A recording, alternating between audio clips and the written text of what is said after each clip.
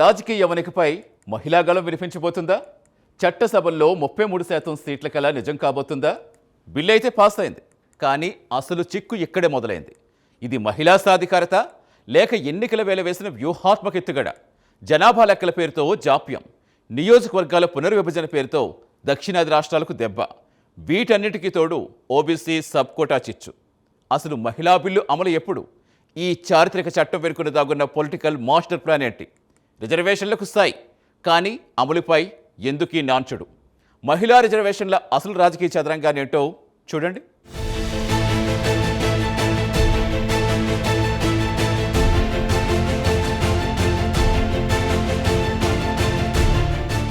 దేశ రాజకీయ ముఖచిత్రాన్ని మార్చేయగల శక్తి ఉన్న మహిళా రిజర్వేషన్ల బిల్లు ఇప్పుడు ఒక పెద్ద పొలిటికల్ కాంట్రవర్సీకి కేర్ ఆఫ్ అడ్రస్ గా మారింది. చట్టసభల్లో మహిళలకు 33% సీట్లు కేటాయించాలనే మూల ఉద్దేశాన్ని ఏ రాజకీయ పార్టీ కూడా బహిరంగంగా వ్యతిరేకించడం లేదు.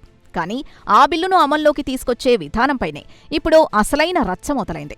కేంద్రంలోని ఎన్డీఏ ప్రభుత్వం ఒక చారిత్రాత్మక నిర్ణయం తీసుకున్నామని చెబుతుంటాయి. విపక్షాలు మాత్రం దీన్ని కేవలం ఒక ఎలక్షన్ స్టంట్గా అభివర్ణిస్తున్నాయి. బిల్లు పట్ల ప్రభుత్వానికి నిజంగా చిత్తశుద్ధుందా, లేక కేవలం ఓట్ల కోసమే ఈ హడావుడి చేస్తున్నారా అనే చర్చ ఇప్పుడు దేశవ్యాప్తంగా సాగుతోంది. ఈ క్రమంలోనే రిజర్వేషన్లకు సై కానీ అనే నినాదం విపక్షాల నుంచి బలంగా వినిపిస్తోంది.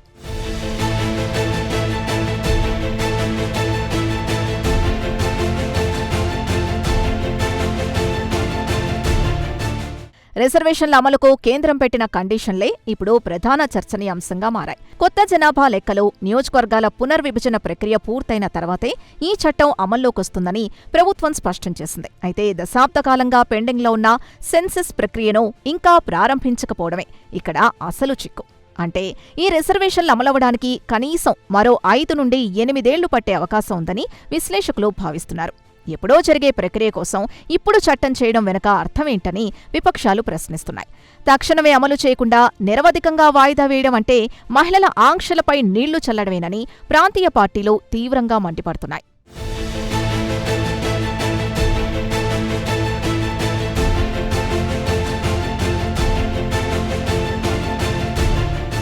నిజానికి ఇక్కడ పెద్ద పేచీ ఏంటంటే ప్రభుత్వం మహిళా రిజర్వేషన్ల అమలును కొత్త జనాభా లెక్కలతో ముడిపెట్టింది. కానీ ఆ కొత్త సెన్సస్ ఎప్పుడు జరుగుతుందో క్లారిటీ లేదు. అందుకే విపక్షాలు ఏమంటున్నాయంటే కొత్త లెక్కల కోసం వేచి చూడొద్దు, అందుబాటులో ఉన్న 2011 సెన్సస్ ఆధారంగానే వెంటనే అమలు చేయండి అని డిమాండ్ చేస్తున్నాయి. పాత డేటా ఆధారంగా అమలు చేయకుండా ఎప్పుడో జరిగే కొత్త సెన్సస్ సాకుతో రిజర్వేషన్లను హోల్డులో పెట్టడం అంటే మహిళల్ని వంచడమేనని విపక్షాలు విమర్శిస్తున్నాయి.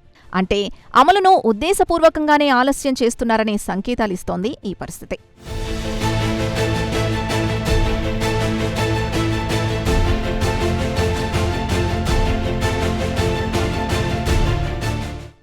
ఈ మొత్తం వివాదంలో అత్యంత కీలకమైన అంశం ఓబీసీ మహిళలకు సబ్కోటా. ప్రస్తుతం ఆమోదం పొందిన బిల్లులో ఎస్సీ, ఎస్టీ మహిళలకు మాత్రమే రిజర్వేషన్ల పరిధిలో రిజర్వేషన్లు కల్పించారు. కానీ దేశ జనాభాలో సగానికి పైగా ఉన్న ఇతర వెనకబడిన వర్గాల మహిళలకు ఎటువంటి ప్రత్యేక కేటాయింపులు లేకపోవడం పెద్ద లోపంగా కనిపిస్తోంది. నిజమైన సామాజిక న్యాయం జరగాలంటే ఓబీసీ మహిళలకు వాటా ఇవ్వాల్సిందేనని కాంగ్రెస్తో పాటు ప్రాంతీయ పార్టీలు పట్టుబడుతున్నాయి. ఈ అంశం ఇప్పుడు పార్లమెంటు నుంచి వీధుల వరకు చర్చనీయాంశంగా మారింది. ఓబీసీ వర్గాలను విస్మరించి చేసే మహిళా రిజర్వేషన్లు అసంపూర్ణమేనని, ఇది కేవలం కొన్ని ఉన్నత వర్గాలకే మేలు చేసేలా ఉందని రాజకీయ విశ్లేషకులు విశ్లేషిస్తున్నారు.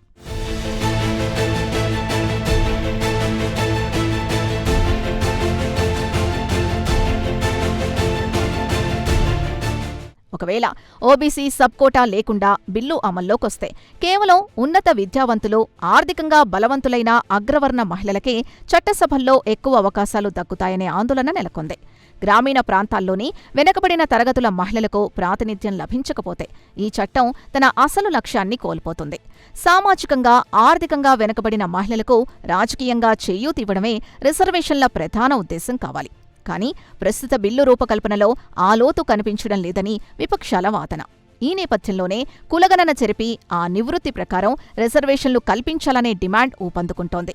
సామాజిక న్యాయం అనే నినాదంతో విపక్షాలు ప్రభుత్వాన్ని ఇరకాటంలో పెట్టే ప్రయత్నం చేస్తున్నట్లు అర్థమవుతోంది.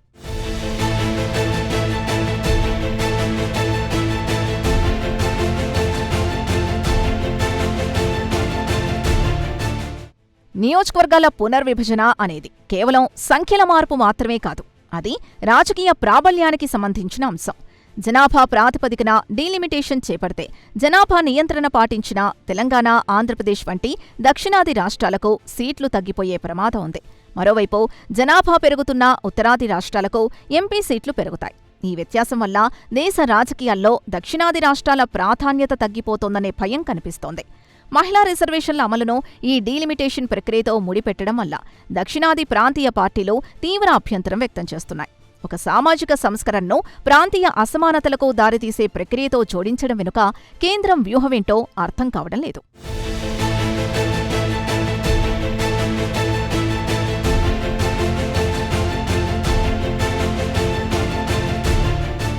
కేంద్ర ప్రభుత్వం కొత్త సెన్సెస్ చేపట్టకుండా 2011 నాటి పాత డేటానే వాడుకోవడం వెనుక పెద్ద రాజకీయ లెక్కలున్నాయని విశ్లేషిస్తున్నారు. ఒకవేళ ఇప్పుడు కొత్తగా సెన్సెస్ ప్రారంభిస్తే దేశవ్యాప్తంగా కులగణన చెయ్యాలనే డిమాండ్ని అడ్డుకోవడం సాధ్యం కాదు. కులగణన డేటా బయటకొస్తే అది రాజకీయ సమీకరణాల్ని పూర్తిగా మార్చేస్తుంది. ఓబీసీల సంఖ్య పెరిగినట్లు తేలితే రిజర్వేషన్ల శాతం పెంచాలనే ఒత్తిడి పెరుగుతుంది. ఈ రిస్క్ తీసుకోకూడదనే ఉద్దేశంతోనే ప్రభుత్వం పాత లెక్కలకే పరిమితమవుతూ మహిళా రిజర్వేషన్ల అమలును వాయిదా వేస్తున్నట్లు కనిపిస్తోంది. ఇది కేవలం మహిళా సాధికారతకు వేసిన అడుగు కాదని, రాజకీయ చదరంగంలో కేంద్రం వేసిన ఒక వ్యూహాత్మక ఎత్తుగడ అని రాజకీయ వర్గాల్లో చర్చ సాగుతోంది.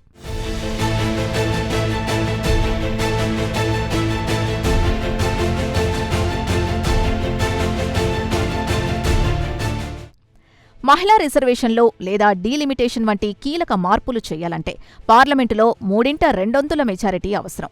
ప్రస్తుతం బీజేపీకున్న బలం సరిపోయినప్పటికీ భవిష్యత్తులో ఇతర ప్రాంతీయ పార్టీల మద్దతు కూడా అవసరం. అందుకే కేంద్రం తటస్థంగా ఉండే పార్టీలను ఆకర్షించే ప్రయత్నం చేస్తోంది. దక్షిణాది రాష్ట్రాల భయాల్ని తొలగించడానికి ఒక మధ్య మార్గాన్ని అన్వేషించడంతో పాటు తెర వెనుక రాజకీయ మంత్రాంగం నడుపుతోంది. అఖిలపక్ష సమావేశాల ద్వారా ఏకాభిప్రాయం సాధిస్తామని చెబుతున్నా అసలు ఉద్దేశం మాత్రం విపక్షాలని బలహీనపరచడమేనని స్పష్టమవుతోంది. రాజ్యాంగ సవరణల విషయంలో కేంద్రం అనుసరిస్తున్న ఈ గజిబిజి విధానం అనేక కొత్త న్యాయపరమైన చిక్కులకు కూడా దారితీసే అవకాశం కనిపిస్తోంది.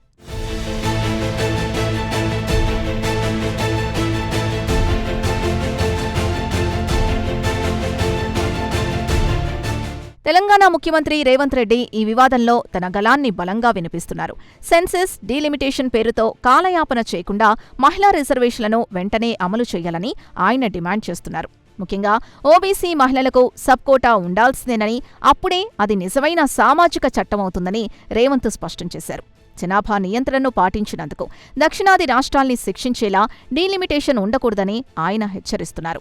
కేవలం పేపర్ మీద చట్టాలు చేస్తే సరిపోదని, అవి క్షేత్రస్థాయిలో అట్టడుగు వర్గాలకు చేరాలని ఆయన చేస్తున్న వాదన ఇప్పుడు జాతీయ స్థాయిలో ప్రాధాన్యత సంతరించుకుంది. తెలంగాణ మోడల్లో సామాజిక న్యాయం జరగాలని ఆయన కేంద్రాన్ని నిలదీస్తున్న తీరు చర్చనీయాంశంగా మారింది.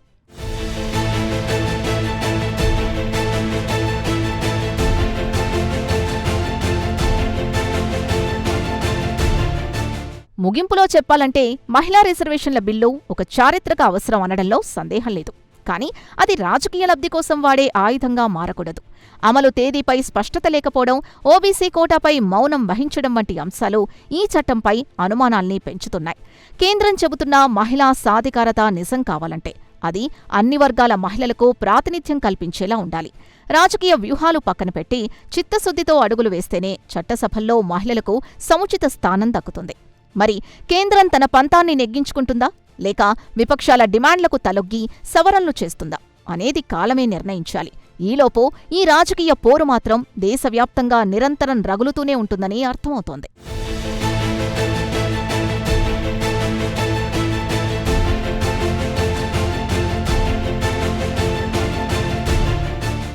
రిజర్వేషన్లు కేవలం కాగితాలపై చట్టాలుగా మిగిలిపోకూడదు. అది అట్టడుగు వర్గాల మహిళల జీవితాల్లో వెలుగులు నింపాలి. రాజకీయ ప్రయోజనాల కోసం మహిళా ఆకాంక్షలను వాయిదా వేయటం భావ్యమేనా? జనాభా నియంత్రణ పాటించినందుకు దక్షిణాది రాష్ట్రాలను శిక్షిస్తారా, లేక సామాజిక న్యాయం పాటిస్తారా? కేంద్రం చెబుతున్న మహిళా సాధికారత నిజం కావాలంటే అది అన్ని వర్గాల మహిళలకు ప్రాతినిధ్యం కల్పించేలా ఉండాలి. రాజకీయ వ్యూహాలు పక్కన పెట్టి చిత్తశుద్ధితో అడుగులు వేస్తారో లేదో కాలమే నిర్ణయించాలి. మహిళా గళానికి కావాల్సింది వాయిదాలు కాదు, తక్షణ న్యాయం. ఆలోచించండి.